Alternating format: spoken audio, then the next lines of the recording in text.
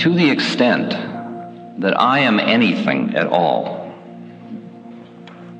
Welcome to the Mindset by Design podcast with your host, the expert Andy Murphy, where you will learn the tips, tricks, and strategies he teaches his world-class clients to give you the skills to dominate any business.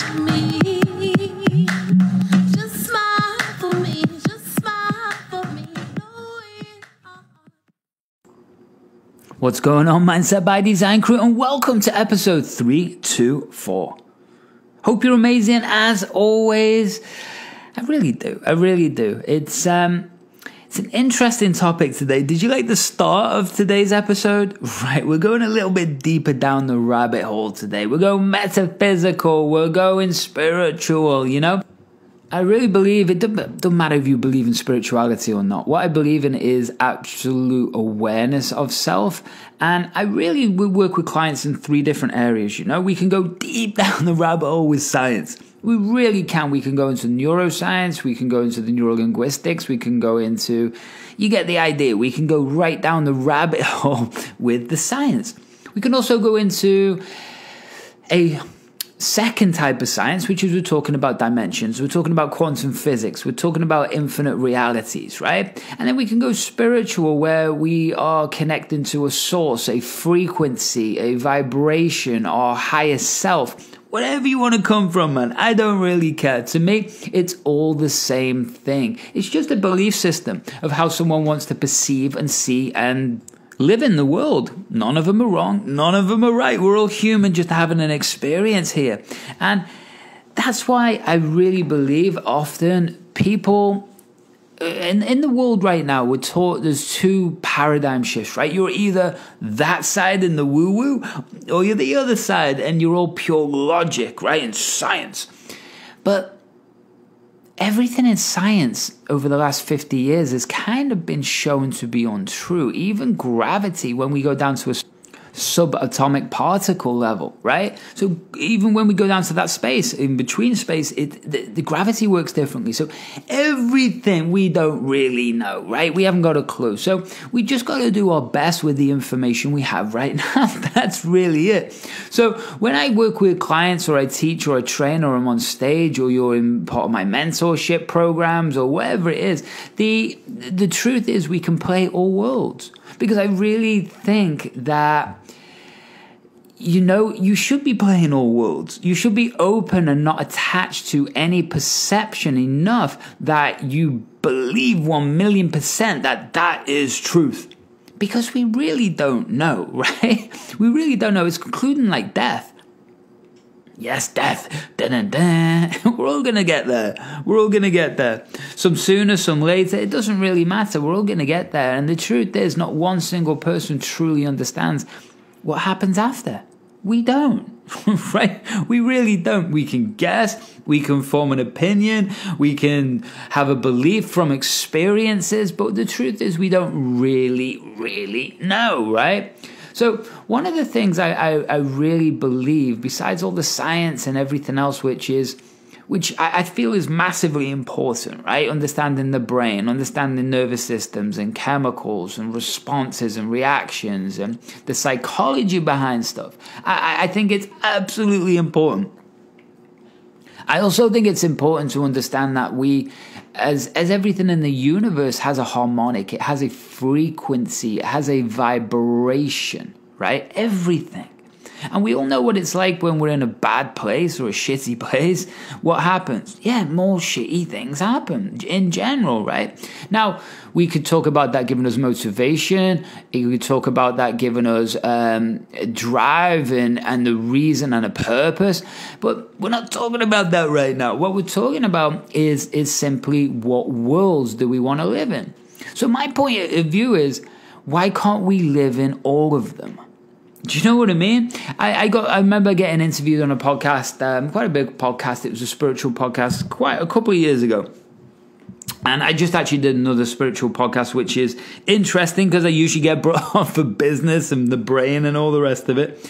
But it was interesting because one of the interviewers a few years ago said to me, because they're deep down in the woo-woo, and I'm deep down the woo-woo too, but I can communicate like a language on all worlds.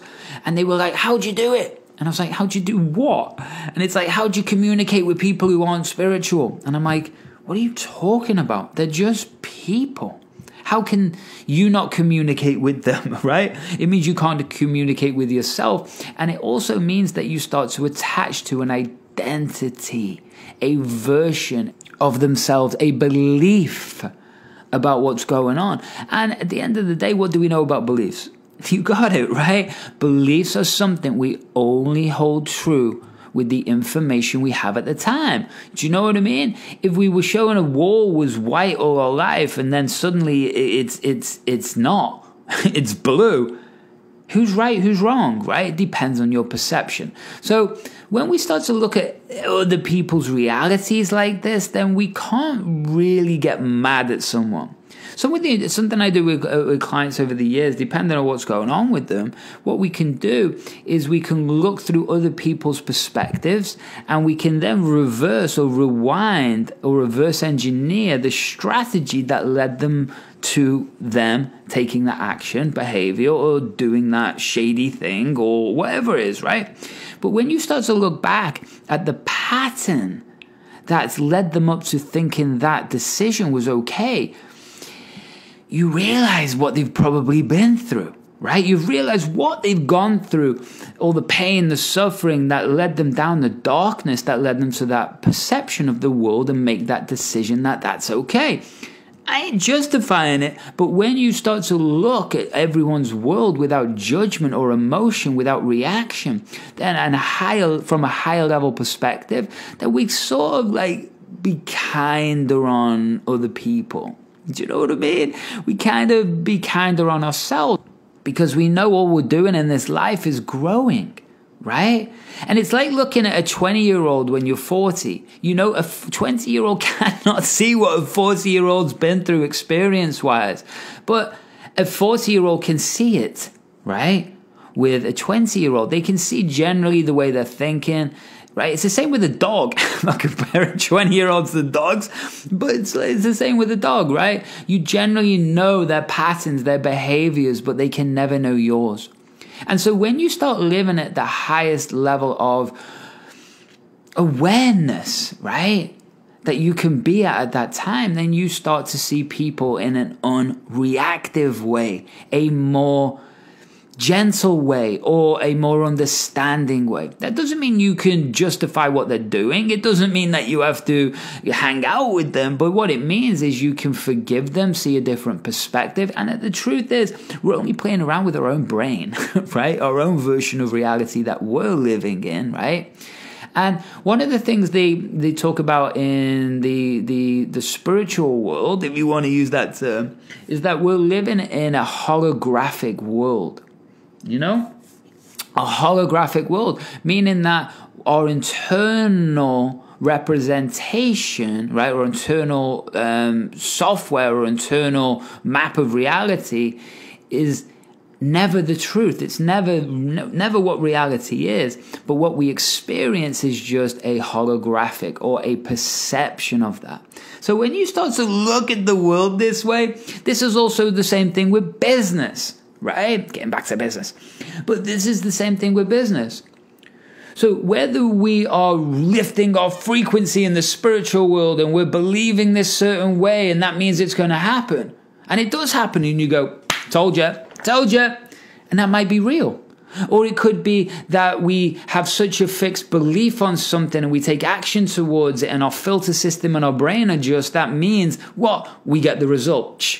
Told you, I win, right? Or it could be from a quantum physical reality that you're pulling a possible dimension in and collapsing it into our reality. And then you go, look, told you so, I was right. I did the clap for you. But at the end of the day, all of these things are correct. And probably a million other perceptions that we haven't even contemplated. So what I wanted to share today, hopefully this makes sense, right? Well, what I wanted to share today was a little clip by a gentleman called Ram Dass. If you don't know Ram Dass, come on. He was actually, he's passed away recently in the past, I think 18 months, 2 years.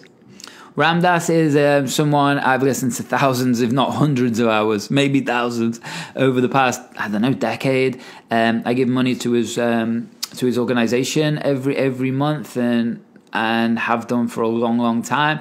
Why? Because he taught me so much. He was actually a Harvard professor back in the day, a psychological Harvard professor.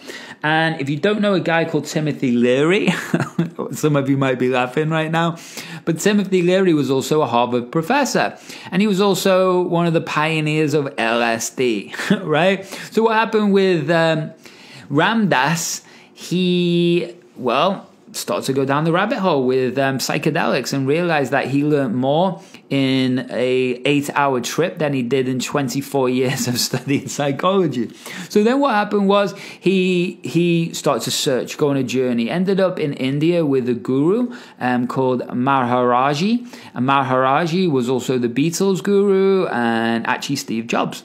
And he's passed away too, by the way. But both of them, Steve Jobs and the guru. But yeah, and he came back and brought that knowledge back to the West, Ram Dass did. And so he comes from a psychological aspect. There's no one religion. He's talking about Buddhism, Hinduism, Christianity, everything. So if you're religious, detach for a second and open your mind, because it's all good.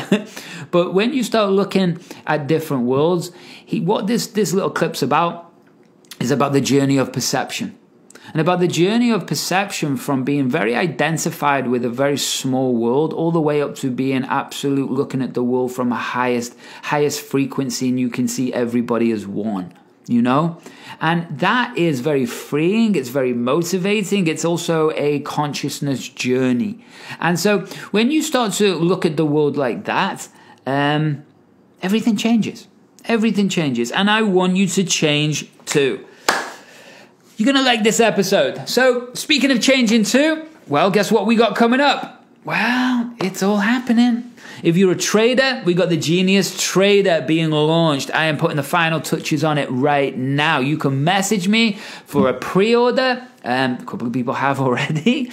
But that's getting going in the next few weeks. We have the relaunch of the 8-Figure Thinker Mental Training Academy. It is the premier system in the world. I really believe this. For anybody who wants to understand the brain, neuroscience, and themselves, and scale them into being world class and connected to business, right? So that's the top thing. What else we got coming out? We got coming out the Rad Academy, probably a little bit towards the end of the year, but the Rad Academy is going to be amazing. It's connected to a badass mastermind. So, oh yeah, I take on a client a month, so you can come and work with me personally, your organization, your team, your stage, or you individually as a founder or a CEO. So head over to Andy Murphy Online, get all the goodies. That site's being changed as we speak too. What else? Type in Andy Murphy Mindset. Hang out with me on LinkedIn.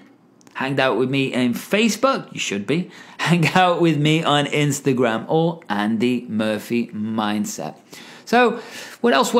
Yep, you can go and grab your 2 awesome tools for free right now. The number 1 is getting your business and brain switched on in the morning. I want to take you on a journey, take you into alpha waves, and make you feel like you are on your best day every day. So that's the Fire Mind Morning. Fire Mind Morning, you can go to firemind.me, or you can go to andymurphy.online, scroll down, and you can get that for free today. So what else? Well, do you like reading? You like reading? Go and get yourself a book. It's the first revision. It's the first version, and it's called The Total Control Blueprint. How to stop grinding and step into flow instead instantly. It's cool. You're going into brainwave state changes, tactics. I think you'll love it. So go to andymurphy.online and check that out too. What else? Well, I think you're ready to come and hang out with Ram Dass.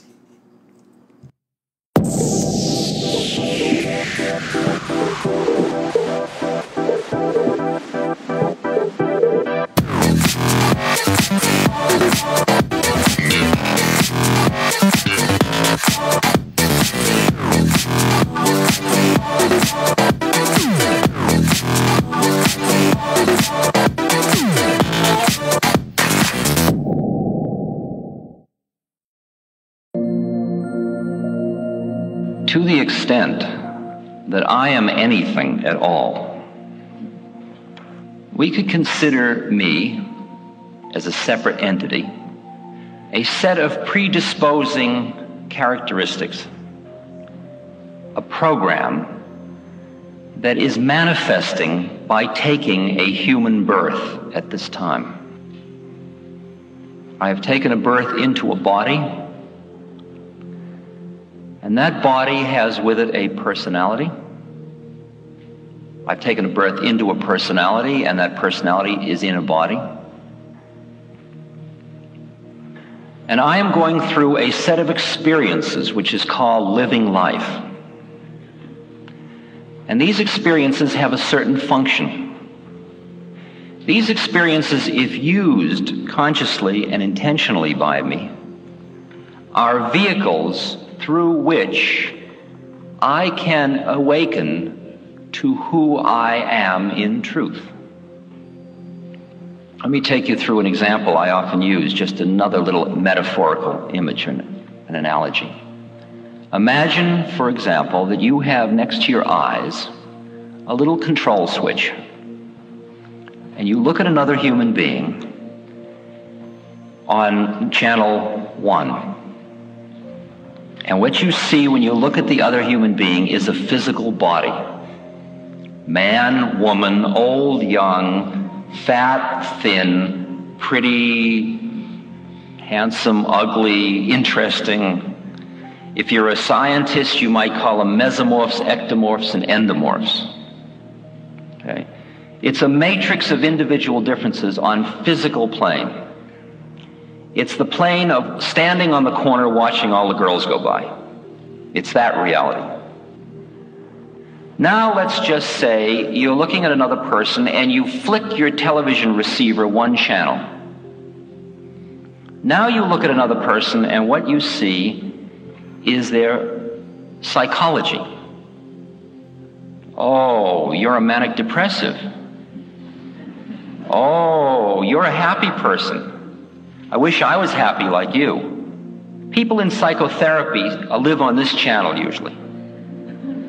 They're totally preoccupied with their own depressions, elations, fears, anxieties, loneliness, hopes, etc.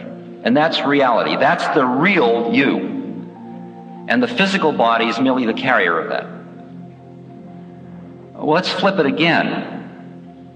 Flip it again and you look at another person, and if you are so trained to be able to see on this channel, you would say, oh, I know who you are.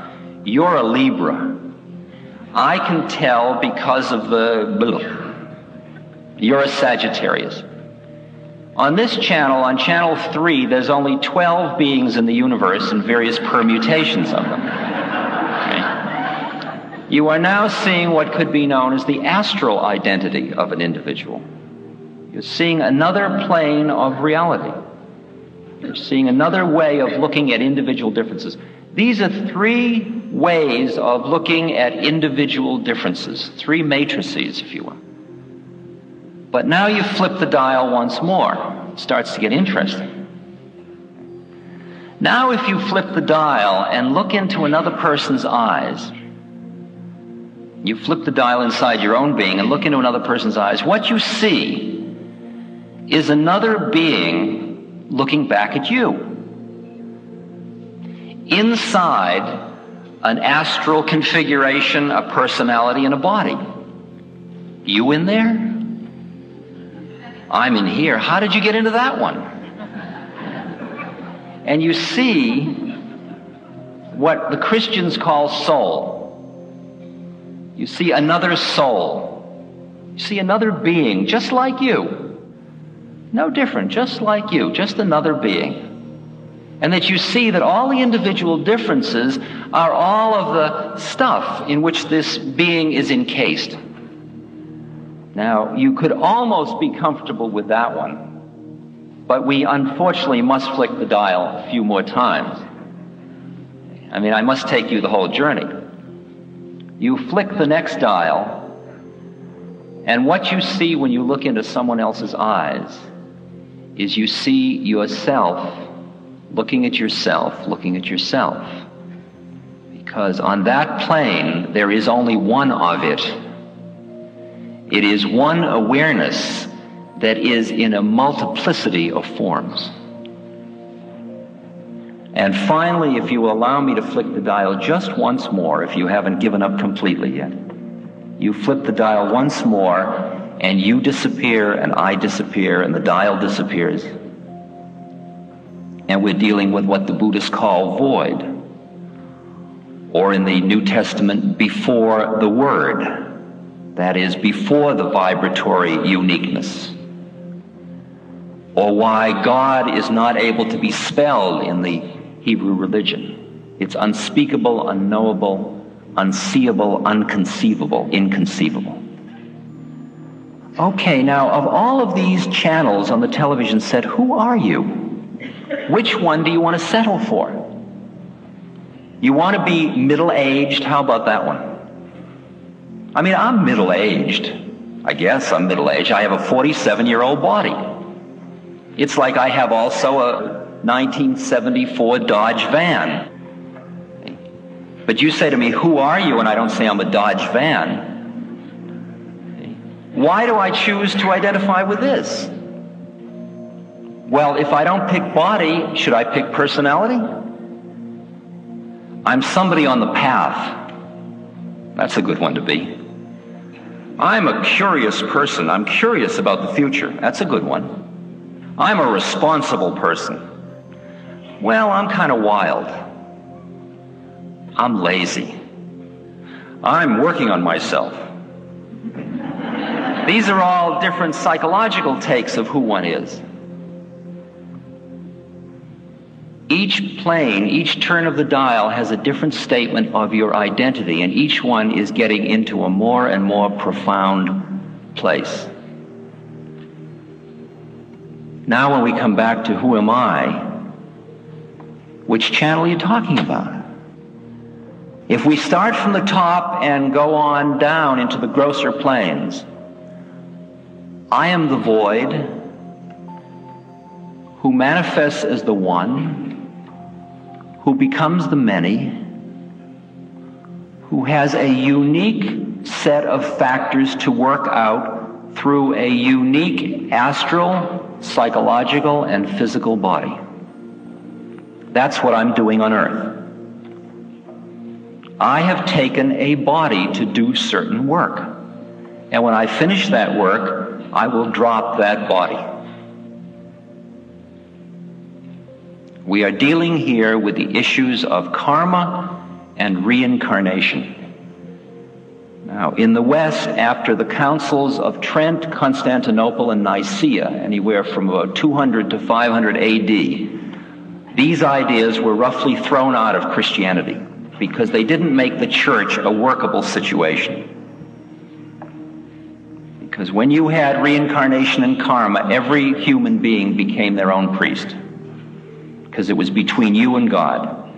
And for the church to keep its own control and see its function as keeping people morally living properly, it had to get rid of those concepts.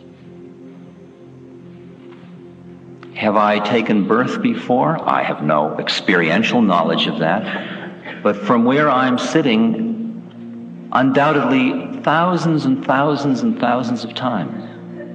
Will I take birth again? Undoubtedly thousands and thousands and thousands of times. I have to tax your brain with one more difficult concept. As long as we were dealing with your body, with your personality, with your astral identity, or with your soul, we were dealing in time. Time passes, things change. The minute we got up into the higher plane than that, in the one, there is no time anymore. Time is relative. Now we're dealing with the place where when you know yourself as that, you just are. You are going nowhere and you are coming from nowhere. The Zen master says your going and coming is nowhere but where you are. Now, if you can start to sense I mean, you don't have to believe what I'm saying just because it's the way the universe looks to me. But if you could empathize just enough to appreciate how it would be to be looking at the world from this point of view, if you imagine what it's like to see your life as so functional to your awakening, and your death equally so, that the whole business becomes merely a process of growth and awakening and opening and deepening and clearing and shifting channels, and there is no problem about transition. There's no holding on out of fear. It's just opening.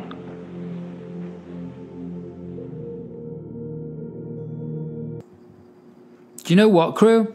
That's the first episode out of 324, and I've done a lot of different episodes where I've taken clips and chopped them up and give my comments and helped and created basically a lesson out of it, right? And if you're a regular listener, you've seen me do at least 50 or 100 of those things.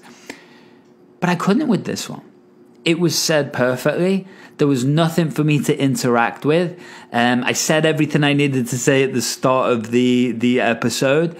Ram Dass said everything beautifully. So hopefully that helped gain perspective. Go and listen to it 2-3 more times. You know, I've literally listened to lectures of Ram Dass. I used to go to sleep listening to them. It helped me out so much, and it still does today. And I was re-listening to that clip and going, do you know what? There's no more comments I can make about this. People are either gonna understand it or they're not, and either way is okay. People are gonna hate it or they're gonna love it, and I hope that you loved it. I really do. Go check Ram Dass out all over YouTube. You check out the podcast, all the rest of it. What else? Make sure that you're checking out the show notes as well and jumping in to come and meet me. That's always good. I love meeting new people and seeing how I can help them. Make sure you do that. What else? Make sure that you head over to andymurphy.online and get your 2 free gifts. Get your morning switched on and get your book, which is going to teach you how to be in total control. What else? Type in Andy Murphy Mindset and come and hang out with me, whether it's on LinkedIn, Instagram, or in my Facebook group of over 3,000 people. Time to do something different for yourself. Time to step up. Let's make this year even more amazing. Let's step into 2022 on fire. Let's get this going. So if that sounds good, I know I'll see you soon. Until the next time, much love. And one more thing. Why don't you smile for me? Thanks so much for listening to today's episode of the Mindset by Design podcast with your host and NLP expert, Andy Murphy. We'll catch you next time.